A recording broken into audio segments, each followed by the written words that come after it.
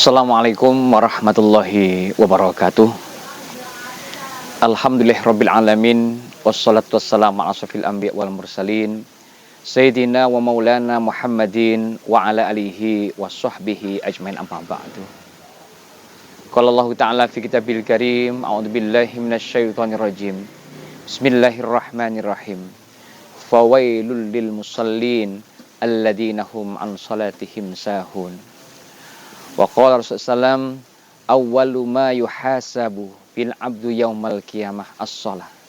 Fa in saluhat saluhat sa'iru amali wa in fasadat sa'iru amali.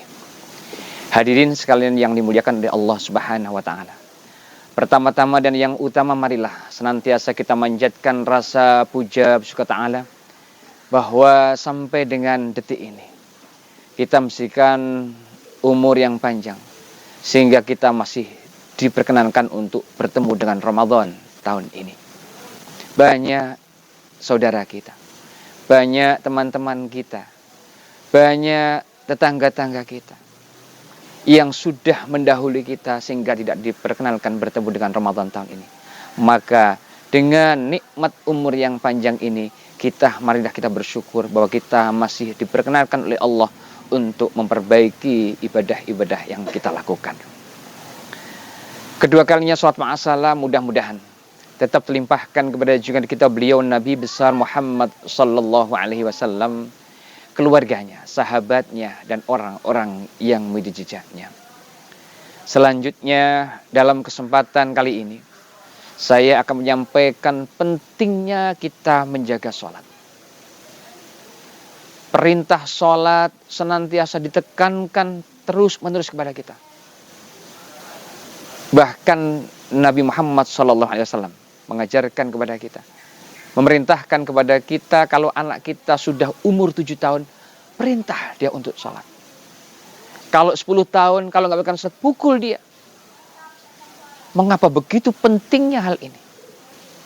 Sebab di dalam muqaddimah disampaikan, awwalu ma yuhasabu bil abdu yaumal qiyamah, bahwa pertama kali nanti yang dihisab pada hari kiamat adalah as-shalah, adalah salat.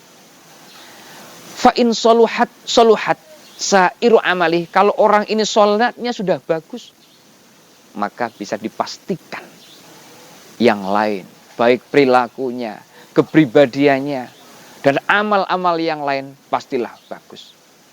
Tetapi wa in fasadat sa'iru amali, tetapi kalau sholatnya ini sudah jelek, maka bisa dipastikan bahwa yang lainnya pun juga akan jelek. Sampai-sampai orang yang tidak mampu sholat berdiri disuruh untuk duduk. Yang tidak mampu duduk diperintahkan untuk berbaring. Yang tidak mampu berbaring dengan isyarat. Mengapa begitu pentingnya untuk menjaga sholat ini? Maka apabila kita meninggalkan sholat, ada beberapa hal. Yang pertama, man tarokas sholata muta'ammidan faqad kafaro. Barang siapa yang meninggalkan sholat dengan sengaja, faqad kafaro, maka dia dihukumi sebagai orang yang kafir. Karena begitu pentingnya sholat ini.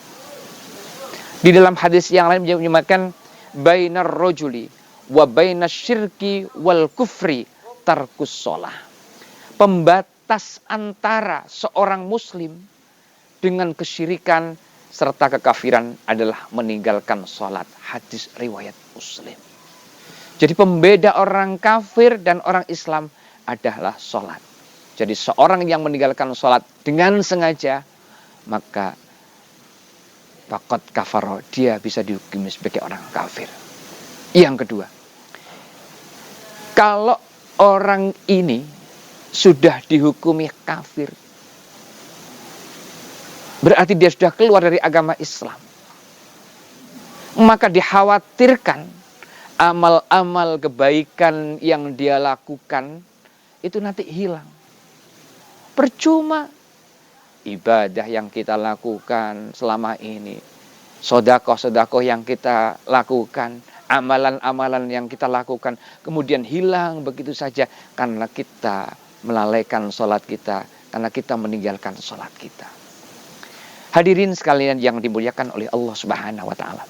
Yang kedua, bahaya bagi orang-orang yang meninggalkan sholat adalah, yang melalaikan sholat adalah, Allah akan memandang dengan pandangan yang marah nanti pada saat kita hisab di akhirat.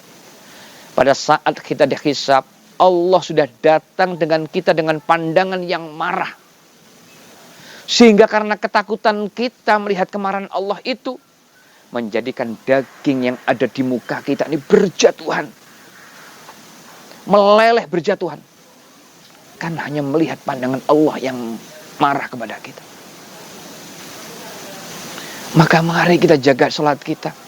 Jangan sampai nanti pada saat hisab, Allah memandang kita dengan pandangan yang marah kepada kita. Kemudian yang selanjutnya, bahaya bagi orang-orang yang meninggalkan sholat adalah Allah tidak akan lagi menjamin kehidupannya di dunia. Disampaikan dalam sebuah hadis, man tarakas sholata muta'ammidan maktubatan faqad bari'at minhu dhimmatullah. Barang siapa yang meninggalkan sholat dengan sengaja, maka sungguh Allah telah melepas jaminan Allah kepadanya tentang kehidupannya. Padahal di dalam ayat yang lain Allah menyampaikan, wa ma min dabbatin fil ardi illa 'alallahi rizquha. Dan tidaklah Allah menciptakan satu hewan melata pun di muka bumi illa 'alallahi rizquha, kecuali Allah sudah menyiapkan rezeki.